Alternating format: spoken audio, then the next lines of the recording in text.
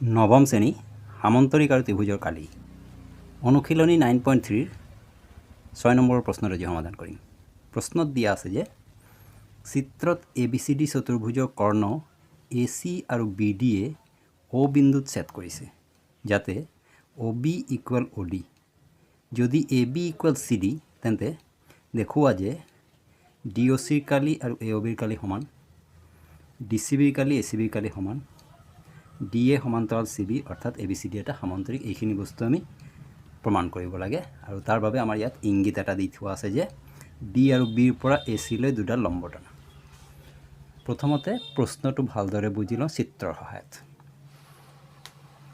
এইটো হৈছে চিত্ৰ। ABCD এটা চতুৰ্ভুজ। ABCD চতুৰ্ভুজৰ AC কৰ্ণ, AC কৰ্ণক BD কৰ্ণই O বিন্দুত ছেদ কৰিছে। এনেদৰে ছেদ কৰিছে যে OB আৰু OD এই দুটা অংশ সমান। আৰু লগতে আৰু এটা কথা দিয়া আছে যে AB আৰু DC এই দুটাও সমান বুলি দিয়া আছে। AB আৰু DC এই দুটা সমান। তেন্তে আমি এইখিনি বস্তু প্ৰথমে প্ৰমাণ কৰিব লাগিব যে AOB আৰু DOC এই দুটা ত্ৰিভুজৰ কালি সমান।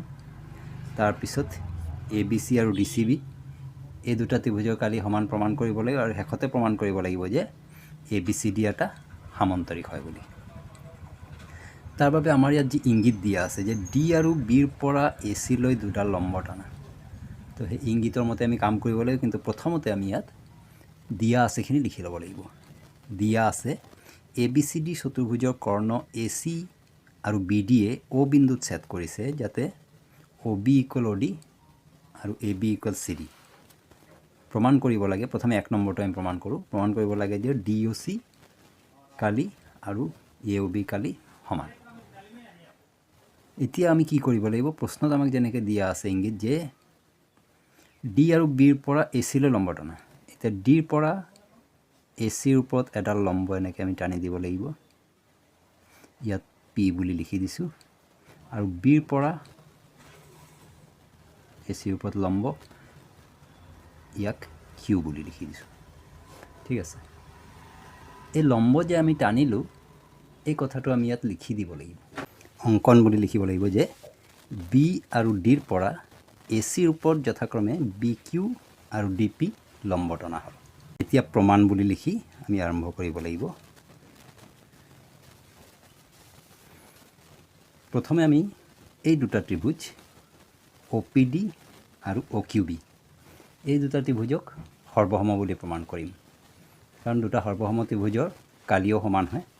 প্ৰথমে এই দুটা ত্ৰিভুজক সৰ্বসম প্ৰমাণ কৰোঁ। তাৰ বাবে আমি লিখিব লাগিব যে OPD আৰু OQB ত্ৰিভুজৰ এতিয়া ইয়াত কি কি সমান আছে। প্ৰথম কথা হৈ গ'ল যে angle OPD equal angle OQB। এই দুটা কোণ angle OPD equal angle OQB এই দুটা কোণ সমান হ'ব, কাৰণ কি এই দুটা কোণে 90 ডিগ্ৰী, কাৰণ আমি নিজে এইটো লম্ব টানিছোঁ, লম্ব মানে 90 ডিগ্ৰী হয়। তেতিয়াহ'লে এই দুটা কোণ সমান, কাৰণ কি লিখি দিব লাগিব উভয় 90 ডিগ্ৰী।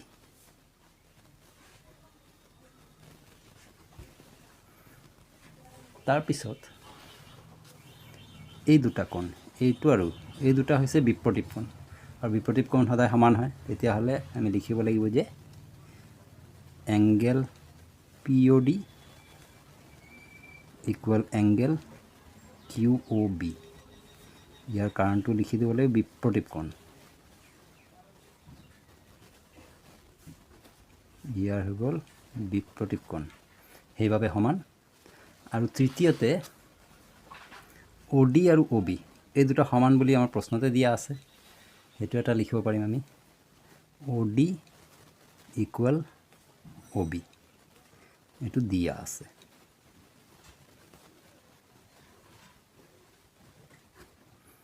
তেতিয়াহ'লে OPD আৰু OQB ত্ৰিভুজৰ এই তিনিটা অনুৰূপ অংশ আমি সমান বুলি পালোঁ। তেন্তে আমি ক'ব পাৰিম যে এই ত্ৰিভুজ দুটা সৰ্বসম হয় বুলি। এতেকে ত্ৰিভুজ OPD সৰ্বসম ত্ৰিভুজ OQB। কি ধৰণে সৰ্বসম, ইয়াত দুটা কোণ এটা বাহু লোৱা হৈছে।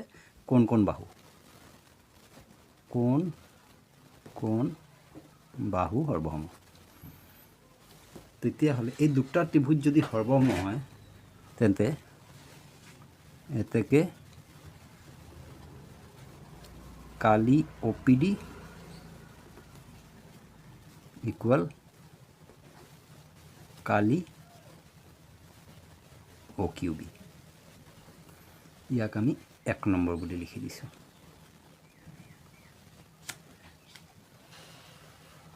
তাৰ পিছত এতিয়া আকৌ এই দুটা ত্ৰিভুজ সৰ্বসম হ'ল এতিয়া ইফালৰ ত্ৰিভুজটো আৰু ইফালৰ ত্ৰিভুজটো এই দুটা ত্ৰিভুজক আমি এতিয়া সৰ্বসম কৰিব লাগিব আচ্ছা এইটো সৰ্বসম কৰাৰ আগে এটা কথা ইয়াত লিখি লওঁ এই ত্ৰিভুজ দুটা যদি সৰ্বসম হয় তেন্তে DP ইকুয়াল BQ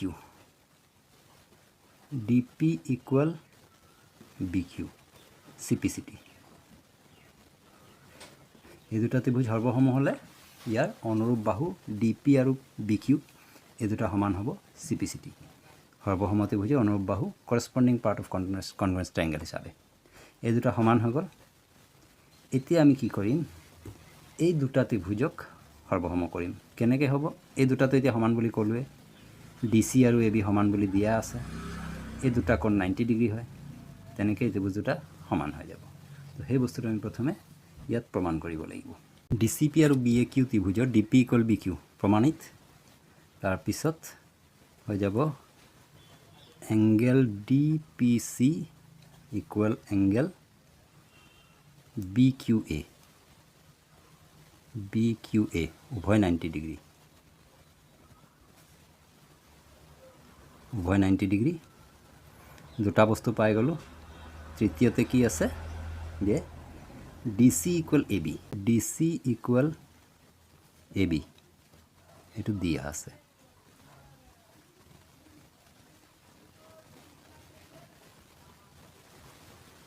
তেতিয়াহ'লে কি হ'ল যে DP আৰু BQ সমান এইটো 90 ডিগ্ৰী আৰু এইটো তেতিয়াহ'লে এইটো হৈ গ'ল এটা বাহু এইটো 90 ডিগ্ৰী এইটো অতিভুজ তেতিয়াহ'লে এইটো হৈ যাব RHS right angle hypotenuse side congruence সেইটো হিচাপত ত্ৰিভুজ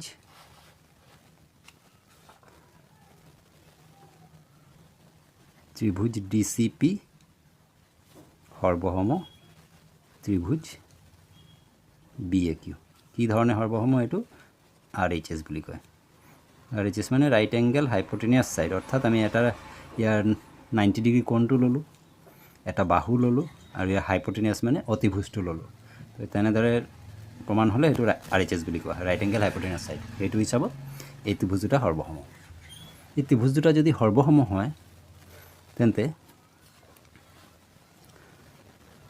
এতেকে কালি DCP ইকুয়াল কালি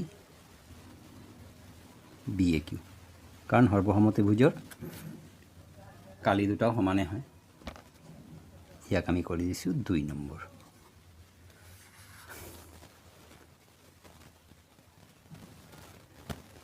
এতিয়া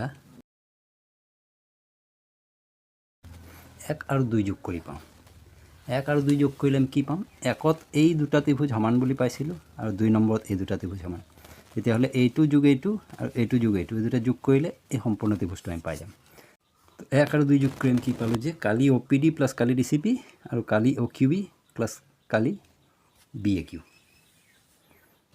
এতিয়া OPD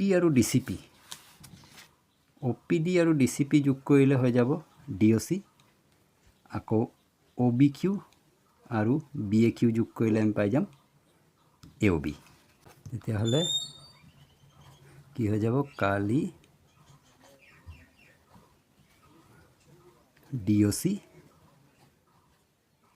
DOC ইকুয়াল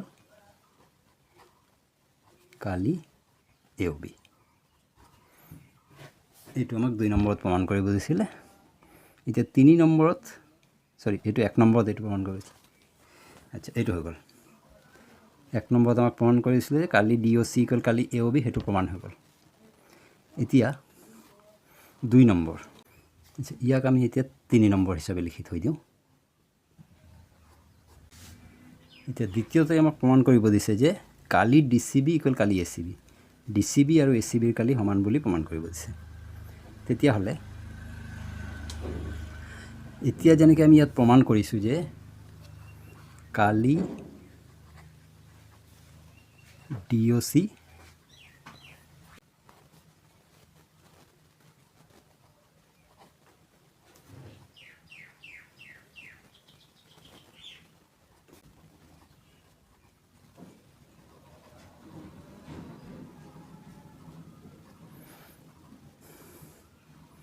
তো 2 নম্বৰত আমাক প্ৰমাণ কৰিব দিছে কালি DCB ইকুৱেল কালি ACB। সেইটো প্ৰমাণ কৰিবৰ কাৰণে প্ৰথমতে আমি 1 নম্বৰত যি প্ৰমাণ কৰিছিলোঁ সেই কথাটো ইয়াত লিখি লওঁ যে কালি DOC ইকুৱেল কালি AOB প্ৰমাণিত। এতিয়া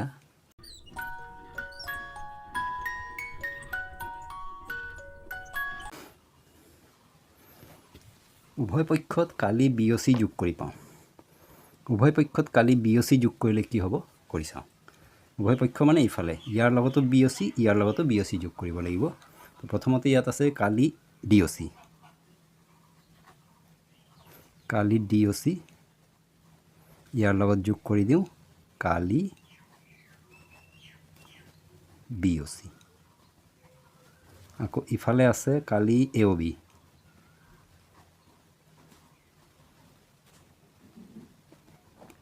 ইয়াৰ লগতো যোগ কৰি দিওঁ কালি BOC। এতিয়া কথা হ'ল যে এইটো আছিলে DOC, ইয়াৰ লগত যদি BOC এইখিনি অংশ যোগ হৈ যায় তেতিয়াহ'লে তাৰমানে এই দুটা ত্ৰিভুজ যোগ হৈ যাব। এই দুটা ত্ৰিভুজ যোগ হ'লে আমি কি পাম? এই দুটা ত্ৰিভুজ যোগ হ'লে আমি পাই যাম এই DCB সম্পূৰ্ণ ত্ৰিভুজটো। তাৰমানে এই দুটা যোগ কৰি আহিলে কালি DCB, আকৌ ইফালে AOB আৰু BOC, এইটো হৈছে AOB, ইয়াৰ লগত BOC যোগ হ'লে ইফালে এই সম্পূৰ্ণ ত্ৰিভুজটো আহি যাব কালি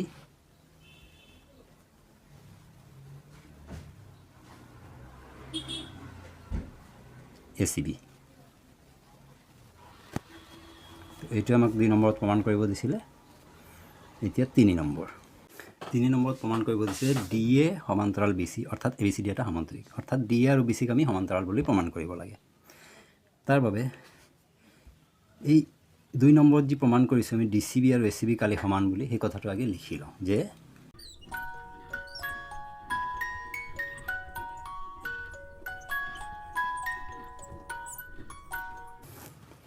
কালি DCB ইকুৱেল কালি ACB কেনেকৈ গম পালোঁ? এইটো প্ৰমাণিত হয়।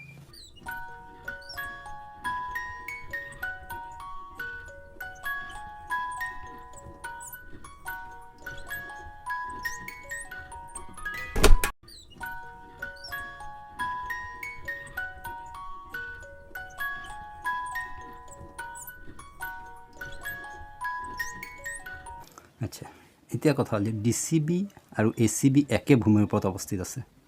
প্ৰথম কথা হ'ল যে সিহঁতৰ কালিও সমান আৰু সিহঁতে একে ভূমিৰ ওপৰত অৱস্থিত আছে। আমি জানো যে একে ভূমিৰ ওপৰত থকা সমান কালিৰ দুটা ত্ৰিভুজ, সমান কালিৰ দুটা ত্ৰিভুজ পৰস্পৰ সমান্তৰালৰ মাজত অৱস্থিত থাকে। যিহেতু DCB আৰু ABC ত্ৰিভুজ দুটা সমান আৰু ইহঁত দুটা একে ভূমিৰ ওপৰত অৱস্থিত আছে, তেন্তে ইহঁত BC আৰু AD সমান্তৰালৰ মাজত অৱস্থিত থাকিব লাগিব। অৰ্থাৎ DC আৰু AB সমান্তৰাল হ'ব লাগিব। এতেকে BC সমান্তৰাল AD, BC আৰু AD যদি সমান্তৰাল হয় অৰ্থাৎ ABCD এটা সামান্তৰিক।